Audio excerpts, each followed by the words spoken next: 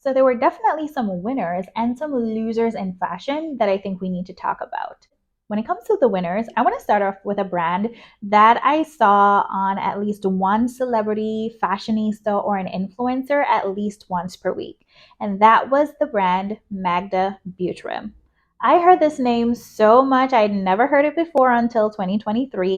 Magda Butrym is a Polish designer that started her own line in around 2015, I think 2016.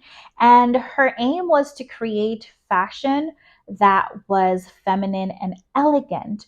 But she wanted to go outside of the stereotypical look that an elegant woman would have. She wanted these elegant women who were also living in their femininity to be wearing clothing that was less uptight, less structured, and somewhat liberating.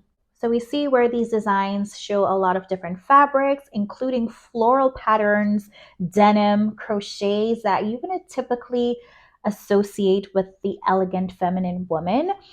But we saw a lot of celebrities, including Gemma Chan, Sophia Richie Grange.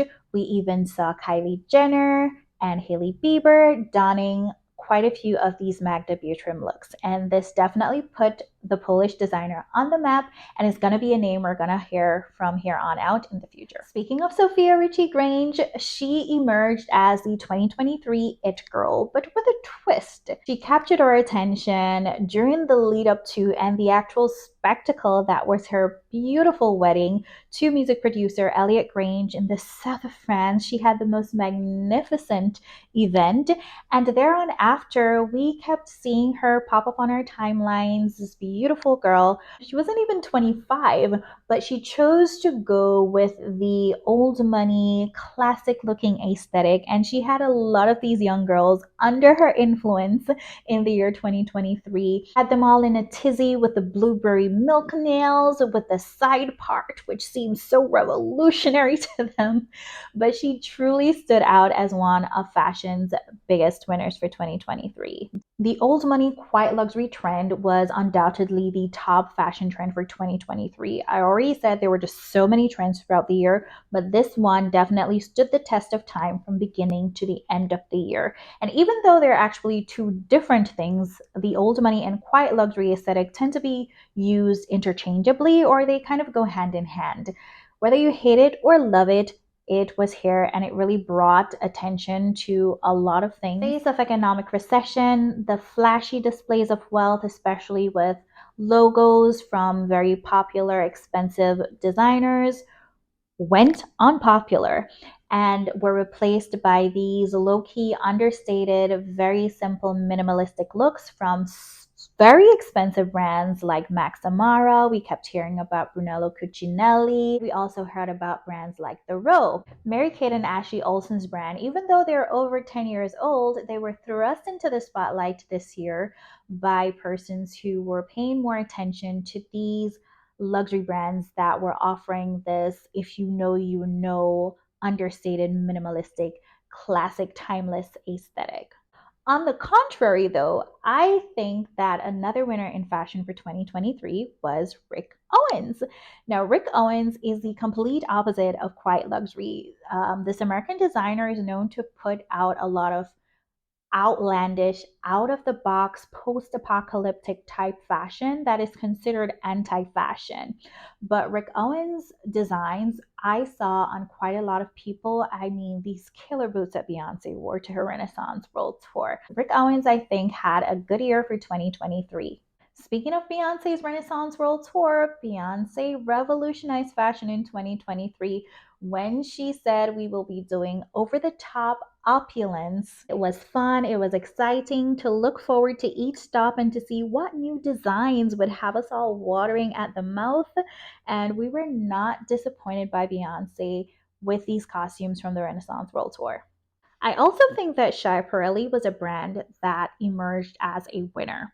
Schiaparelli continues to push boundaries, they continue to innovate and to go against commercial fashion. I found that more and more celebrities were opting to be styled in this excessive, over the top, and out of the box looks that Schiaparelli was producing. These may have not been winners in everybody's books, but I want to put them here as honorable mentions when it comes to the best of fashion in 2023. Now, the Cannes Film Festival red carpet looks for 2023 seem to have flown under the radar. I think overall the film festival was not as popular this year because there was just so much going on and there were other reasons pertaining to that.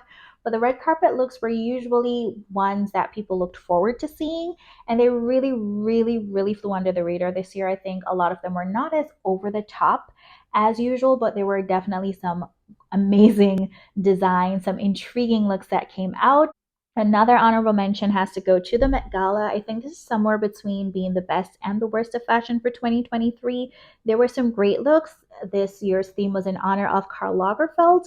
I won't necessarily speak too much about it here because I dedicated an entire video to the Met Gala for 2023. If you haven't seen it, I'll link it below. Those of you who are coming from way back then, thank you for subscribing. Those who have not yet subscribed, now is your chance to do so. But I think this is definitely one that stood out for the year when it came to fashion. The other honorable mentions include the following persons. Now, Sydney Sweeney, her stylist really pulled out all the stops for her this year. Every time I saw her on my timeline, she just looked better and better and better. And I think she really deserves her flowers. Also, Michelle Williams of Destiny's Child fame. She gave us a few outfits that had us stop in our tracks. We had to sit down and just take a moment to breathe because she really showed up and showed out.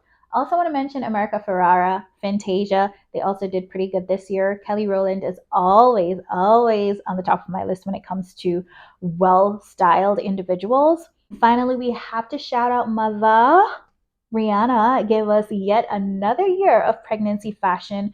She continues to empower women to show them that despite the changes that your body goes through pregnancy, you do not have to put your life on pause. You do not have to put your fashion on pause. You can continue to look good. You can wear whatever you want to wear. You could look street, you could look elegant, you could look glamorous, and you could look sexy with a growing, glowing belly. Thank you, Riri. The worst of fashion for 2023. These were the losers. The Kardashian and Jenners. These were once the it girls of fashion. They were the aspiration of many young women. They were body goals, but this year they were like all around flops. While I did see a few looks from the Kardashians that I liked personally, I think overall this year their fashion was pretty dull, pretty boring, and a lot of people agreed with this. Imagine in the year when Kim was still promoting her Skims line of clothing, when Kylie Jenner actually put out a new clothing brand. This was a big, big flop for the year for the Kardashian and for the Jenners, the BET Awards. Full disclosure, I did not watch the BET Awards. I did not watch the full BET Awards red carpet. However, from the little that I did see, there was enough for me to conclude that it was a big, big flop for fashion in 2023. I don't know what was going on.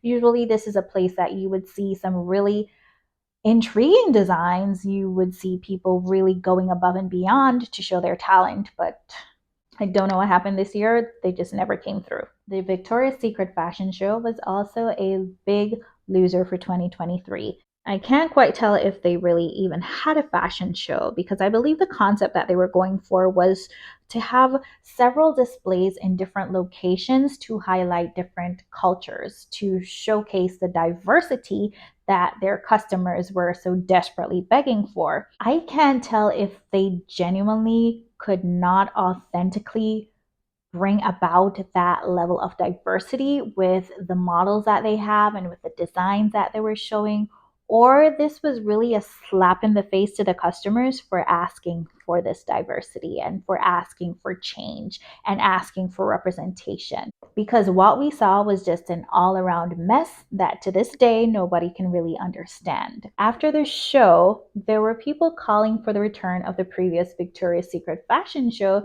where the angels, the models who did get to that point where they could be featured in the show, where they could get the chance to wear those fantasy bras, people are saying that these models were aspirational. Their hard work to get to that point was aspirational, and they just want us to return to that. So I don't know if Victoria's Secrets is secretly laughing away at us for asking for diversity, or they just genuinely miss a point altogether. Another set of people who were really missing the point this year and really did slap their customers in the face were these very popular super brands, designer brands, the Chanel, the Louis Vuittons, the Gucci's. They became very unpopular this year. In the face of economic strife and difficulty, they continue to put out very poor quality items while increasing their prices multiple times per year to grasp that exclusivity that they so desperately need to separate themselves from the pack of all these other designers who are up and coming. The jury's still out on whether or not they will be able to regain their popularity in the coming years, or if they will continue to decline as they continue to pursue this course of greed. This brand almost made it through the year unscathed, but somehow they decided that at the end of the year, they were going to find themselves in a heated scandal. Whilst there is turmoil and actual war going on in the Middle East, with people losing their lives, with people suffering the loss of lives and going through hardships, they decided it would have been the perfect time to put out an ad campaign that, at the very least, was tone deaf, at its very worst, was intentionally mocking and jeering those in the Middle East who are engaged in this war and who are suffering, who are dying. They thought it was a perfect time to do this. And so they were the latest in a series of brands to be quote unquote canceled. I want you guys to respectfully engage in the comment section below and tell me what you think about canceling brands for being involved in scandals, and should we, after they apologize or get back into our good graces, should we start to or continue to support these brands? Let me know what you think. Finally, the biggest fail for fashion of 2023 is basically on all of us. And that is, we just did too damn much. We just did too much. There was just too much overconsumption of fashion. There were too many hauls. There were too many trends. There were just too many voices of influence. It was just too much argument, too much back and forth, too much disrespect. And all of this just breeds confusion and exhaustion. So people got exhausted in 2023. They basically fell out of love with fashion just because it was just too much. I hope that for 2024 and the years to come, I hope that we could be able to appreciate the smaller things in life, including fashion.